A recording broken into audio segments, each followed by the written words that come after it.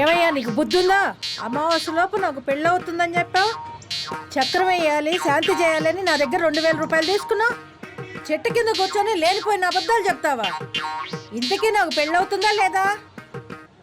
ఓ అదే, అది శని 10వ ఇంట కూర్చొని ఉండి చంద్రుడిని క్రాస్గా చూస్తున్నాడు. వాడెవడు ఇంకొకరిని చూస్తే నాకేంటయ్యా? నీకు మర్యాదగా చెప్తున్నా, 3 రోజుల్లో నాకు పెళ్లి కావాలి, లేకపోతే నా 2000 నాకు తిరిగి ఇచ్చేయి. వేరే ఏమన్నా చెప్పావా నీ తాట తీస్తా. ఆవేశపడకమ్మా, ఆవేశపడకు. నీకు కళ్యాణ గడి వచ్చేసింది. అయితే చిన్న అడ్జస్ట్మెంటా అంటే ఎలా? పొద్దున్నే 7 గంటలకి సుబ్రహ్మణ్య గుళ్ళో కళ్ళు మూసుకుని కూర్చో. ఒక వరుణ్ణి నేనే తీసుకొచ్చి నీ మెళ్ళో దండ వేయించి కళ్యాణం జరిపిస్తా. అవును, వినాయకుడి మీద ఒట్టు. ఊరుకో, నీ బుద్ధే మంచిది కాదు. కళ్ళు మూసుకున్నాక నువ్వే దండేసేస్తే. అబ్బా, ఏం చెప్పావు? ఈ ఆలోచన నాకు రాలేదే. నీకు నమ్మకం లేకపోతే ఒక చేత్తో నన్ను పట్టుకుని రెండో చేత్తో వరుడి మెళ్ళలో దండ వేసేయి. నన్ను నమ్మండమ్మా. నిన్ను నమ్మి పోతున్నా. 3 రోజుల్లో నా పెళ్లి కాలేదా పోలీస్ స్టేషన్లో పెట్టి కుమ్మిస్తా. జాగ్రత్త, నా సంగతి తెలియదు. దేవుడా, ప్లేస్ మార్చినా పంచాయతీలు తప్పట్లేదే. దీనికి ఏమిటి మార్గం?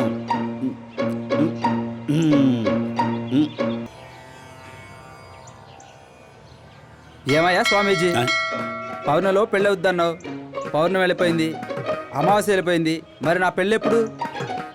లింగరాజు, అమావాస్య వెళ్ళిపోయింది కదా, పౌర్ణమి ఇంకో 15 రోజుల్లో వస్తుంది. అయిపోతుందయ్యా నీ పెళ్ళి. నేను అడుగుతున్నది పౌర్ణమి సంగతి గురించి కాదు, నా పెళ్లి సంగతి. పెళ్ళి అవుతుందని తావిదిలిచ్చావు, విభూదినిచ్చావు. దానికని దీనికని నా దగ్గర 3000 కొట్టేశావు. ఏమి లాభం? ఒక్క పిల్ల, ఒక్క ఆడపిల్ల అయినా నన్ను పెళ్లి చేసుకో లింగరాజు అని అందా?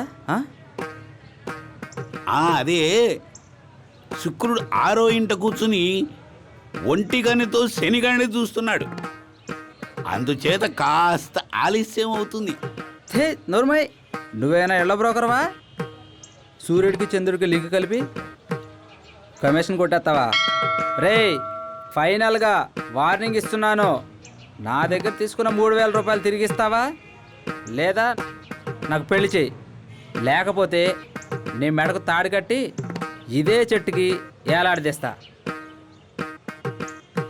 బాబు, అసలు విషయం, ఉన్న విషయం చెప్తున్నాను. మీరేమీ అనుకోవద్దు.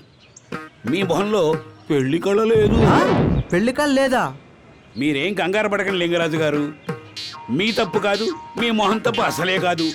అది శని కల్పించిన ప్రభావం. కాకపోతే ఇంకో 15 రోజుల్లో మీకు పెళ్ళయ్యే సూచనలు ఉన్నాయి. ఇంకో ముఖ్యమైన విషయం ఏంటది? కాకపోతే మీరు అంద వివాహం చేసుకోవాల్సి ఉంటుంది. అంద వివాహమా? అంటే గుడ్డి పిల్లని చేసుకోవాలా బాబోయ్?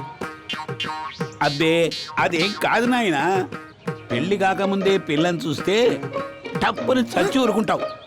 అందుచేత ఇవాళకి 3వ రోజు సుబ్రహ్మణ్య స్వామి గుడి దగ్గర ఉదయం 7 గంటలకే కళ్ళు మూసుకొని నిలబడు. నీకు ఎదురుగా వచ్చిన ఆడపిల్ల మెళ్ళో దండ వేసేయి.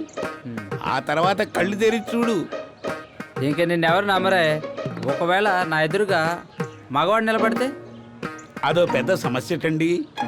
కళ్ళతో చూడకూడదు కానీ చేత్తో తడిమి ఆడపిల్ల అనిపిస్తేనే మెళ్ళో దండ వేయండి. ఇదే ఆఖరిసరిగా చెప్తున్నాను. నువ్వు చెప్పినట్టు జరగకపోయిందో అదిగో చెట్టు, నువ్వే గబ్బిలాలు ఏలాడతావు ఏంటి? అమ్మయ్యా, ఇవాళకి గంట గడిచింది. Congratulations mister Ravi, good job. రాదు రాదు అనుకునే టెండర్ని తక్కువ కోట్ చేసి మనకే వచ్చేలా చేసావు. Thank you. మన కంపెనీ పరువు కాపాడావు రవి. ఈరోజు మీ బ్రాంచ్ స్టాఫ్ అందరూ ఫుల్గా ఎంజాయ్ చేయండి. ఓకే? గుడ్.